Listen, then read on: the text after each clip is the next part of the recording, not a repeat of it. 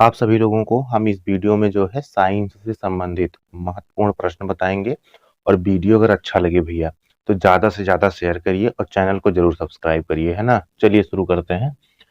देखिए, कह रहा है कि रक्तचाप मापने वाले यंत्र को क्या कहा जाता है ना।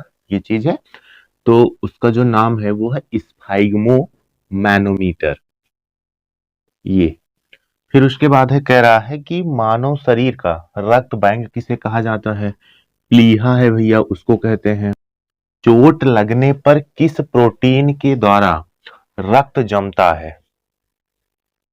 यहाँ पे देखिए, प्रोथ्रोम्बिन प्रोटीन है ना। और इसको बनने के लिए विटामिन के की आवश्यकता होती है। अगर मान लीजिए कहीं पर जो है ये पूछ लिया, प्रोटीन ना पूछ करके विटामिन पूछ लिया, तो यहाँ पे विटामिन के, है ना। इसको बनने के लिए, इस प्रोटीन को बनने के लिए विटामिन के की आवश्यकता होती है। अगर प्रोटीन नहीं पूछा है, विटामिन पूछा है, तो विटामिन के। समझ में आया। यहाँ पे प्रोथ्रोम्बिन प्रोटीन, इसकी वजह से अगर कहीं चोट लगता है रक्त हमारा जम जाता है। ये नहीं रहेगा, विटामिन पूछा है तो किसकी वजह से जम जाएगा, विटामिन के की वजह से। चलिए उसके बाद है, मनुष्य की आंख कितने परत से मिलकर बनी होती है। 3 परत भैया। मनुष्य के दांत कितने प्रकार के होते हैं। 4 प्रकार के होते हैं। देखिए, सबसे पहले कृंतक, उसके बाद रदनक, उसके बाद अग्र चवाणक, फिर उसके बाद चवाणक। ये 4 होते हैं प्रकार उसके, ठीक है। अब उसके बाद है छठा, पानी के अंदर ध्वनि सुनने के यंत्र को क्या कहा जाता है। हाइड्रोफोन कहते हैं भैया। चलिए इसको लिखिए, फिर चलें आगे। और वीडियो ज्यादा से ज्यादा शेयर करिए आप लोग। 7वां नंबर कह रहा है, पौधे का कौन सा हिस्सा पानी और खनिज का परिवहन करता है। तो वो है जाइलम। 8वां है, एक विशेष कार्य को करने वाले समान कोशिकाओं के समूह को, समान रहेगा यहाँ पे, समान नहीं रहेगा, समान।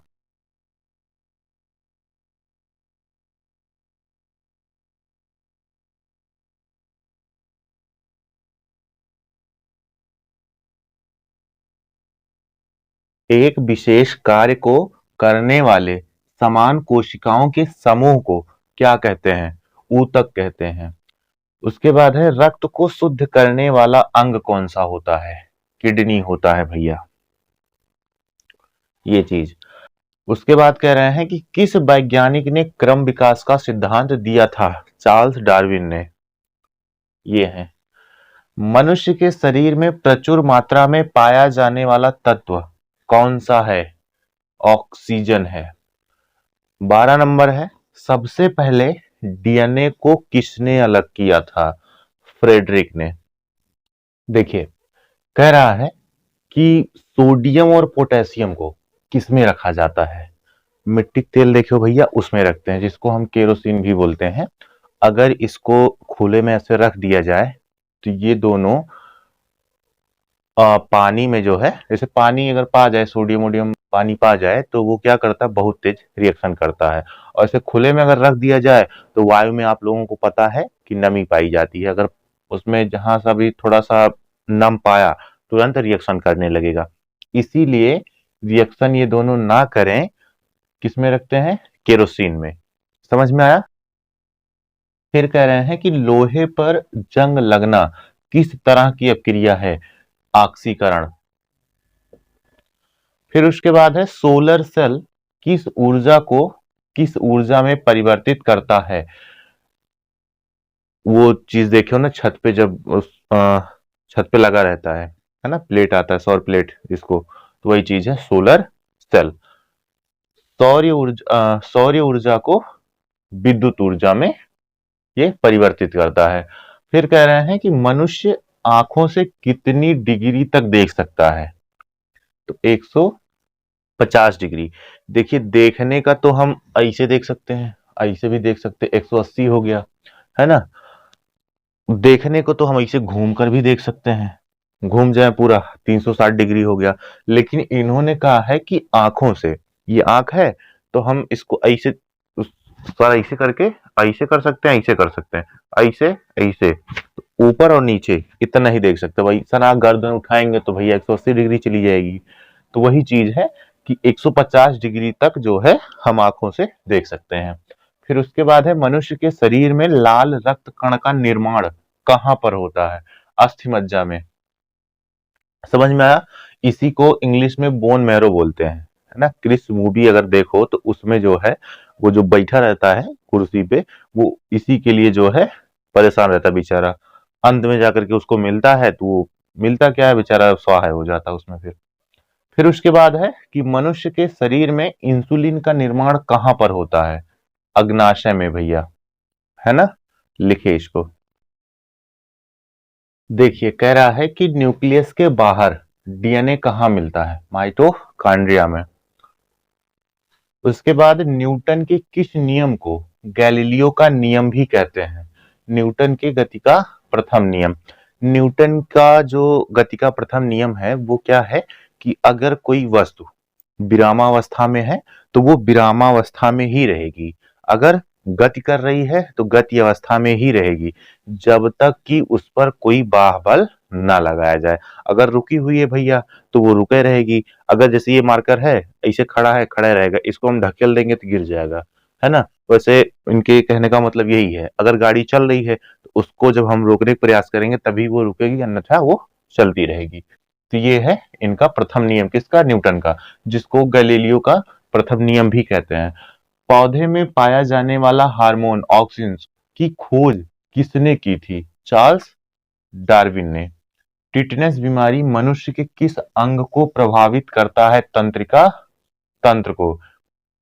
ये मानव शरीर की सबसे लंबी कोशिका है। कौन सी? तंत्रिका तंत्र। सबसे छोटी पूछी जाए तो जो है, अगर मनुष्य में सबसे छोटी पूछी जाए तो पुरुषों में जो है शुक्राणु, है ना। और बड़ी पूछी जाए तो महिलाओं में अंडाणु कोशिका है, उसमें मिलेगी आपको।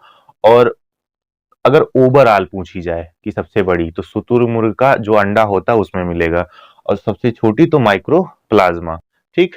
अब उसके बाद है व्हीट स्टोन ब्रिज से क्या मापा जाता है? प्रतिरोध मापते हैं भैया। चलती लिफ्ट में मनुष्य के वजन पर क्या प्रभाव पड़ेगा? अब देखिए जैसे लिफ्ट क्या है, अगर ऊपर को जा रही है तो इस पे, अगर जैसे ये लिफ्ट है हमारी ऊपर को जा रही है, अगर इंसान इस पे है, जब ऊपर को जाएगी तो वो क्या होगा, भार उस पे बढ़ जाएगा, ज्यादा हो जाएगा। वहीं अगर नीचे को आ रही है तो जो है वही इंसान उतने ही रहे तो वो कम हो जाएगा। जैसे कि अभी मान लो आप छत पे जाओ और नीचे बड़ी सी बाल्टी हो, एक बाल्टी पानी भर के ऊपर खींचना हो आप लोगों को, तो ऐसा लगेगा पहाड़ खींच रहे हैं। वही बाल्टी या पनिया भर के नीचे को छोड़ना हो तो आराम से चला आएगा। ये भी ना समझ में आए तो जीना देख लो भैया, सीढ़ी ऐसे खड़ा हो और चढ़ते हुए जाओ तो ऐसा लगेगा कि हम पहाड़ चढ़ रहे हैं, उतरने कह दीजिए तो ऐसा लगेगा आसानी से पहुंच जा रहे हैं नीचे। तो वही चीज है, अगर ऊपर की तरफ जाएगी तो वेट जो है ज्यादा होगा, और नीचे की तरफ आएगी तो वेट कम लगेगा। ये चीज। हीमोग्लोबिन किसका मुख्य घटक है? तो आरबीसी का। द्रव्यमान प्रति यूनिट आयतन क्या कहलाता है? घनत्व भैया कहलाएगा। जीवन की मूलभूत इकाई क्या होती है? कोशिका होती है। और कोशिका की खोज किसने करी थी? रॉबर्ट हुक ने। कोशिका को एक निश्चित रूप कौन प्रदान करता है? कोशिका भित्ति। अंगों के उपयोग तथा अनुपयोग का सिद्धांत किसने प्रतिपादित किया था? लैमार्क ने। जीव द्रव्य में कार्बोहाइड्रेट्स का कार्य कौन करता है? सॉरी, जीव द्रव्य में कार्बोहाइड्रेट्स का कार्य है ऊर्जा प्रदान करना। कोशिका सिद्धांत किसने प्रस्तुत किया? रॉबर्ट हुक ने। राइबोसोम की खोज किसने की थी भैया? पेलाडे ने। कोशिका का दिमाग है केंद्रक। जीवन का भौतिक आधार क्या है? जीव द्रव्य। कोशिका का सबसे छोटा कोशिकांग है राइबोसोम। कोशिका भित्ति के कठोरता का जो कारण है वह क्या है? लिग्निन है। कोशिका में न्यूक्लिक अम्ल की खोज किसने की थी? एफ मीसर ने। फिर उसके बाद देखो 38 नंबर है, कह रहा है कि जीन की इकाई संरचना बनी होती है न्यूक्लियोटाइड से। ये। फिर है संग्रहित ऊर्जा को संचालित ऊर्जा में परिवर्तित करता है माइटोकॉन्ड्रिया। वास्तविक केंद्रक किसमें नहीं होता? जीवाणु में नहीं होता है। गंगा के जल को शुद्ध करने वाले सूक्ष्म जीवी हैं जीवाणु भोजी। ये है कि कौन सा सर्प विषहीन होता है? अजगर। मोट टाट बढ़िया होता लेकिन उसमें विष नहीं होता है। संसार में सबसे बड़ा पुष्प कौन सा है? रेफलेशिया है। घोंसला बनाने वाला सर्प कौन सा है? King cobra. अब भैया बहुत ही जहरीला होता है, एक बार किसी काट लिया तो फिर समय से पहुंचे पहुंचे नहीं, जय सिया राम। दवाई लेने। कैंसर से संबंधित विज्ञान को क्या कहते हैं? ओंकोलॉजी बोलते हैं। कोलेरा बैसिलस की खोज किसने की थी? रॉबर्ट कोच ने किया था इसकी खोज। इंसुलिन की खोज किसने की थी भैया? डॉक्टर एफ.जी. बेंटिंग ने। फिर उसके बाद है ओरल पोलियो वैक्सीन की खोज किसने की थी? जॉन साल्क ने। फिर सनई का वैज्ञानिक नाम क्या है? सनई कितने लोग खाए हो या फिर देखे हो, फटाफट कमेंट करिए। फूल होता है, उसकी सब्जी बहुत बढ़िया बनती है। क्रोटोलेरिया जंसिया। सबसे छोटा पुष्पी पादप कौन सा है? एंजोला। देखिए भैया, ये वीडियो तो यहीं पे समाप्त हो गया। अगर आप लोगों को ये वीडियो अच्छा लगा हो, प्रश्न आप लोगों को अच्छे लगे हों, वीडियो को ज्यादा से ज्यादा शेयर करिए, चैनल हमारा जरूर सब्सक्राइब करिए, क्योंकि जब आप सब्सक्राइब किए रहेंगे तो हम ऐसे ढेर सारे अच्छे अच्छे वीडियो बनाएंगे, तो आप लोगों को ज्यादा खोजने की आवश्यकता नहीं पड़ेगी। तुरंत आप सबके चैनल पे या फिर आप सबके मोबाइल पे नोटिफिकेशन आ जाएगा। लिख लीजिए इसको।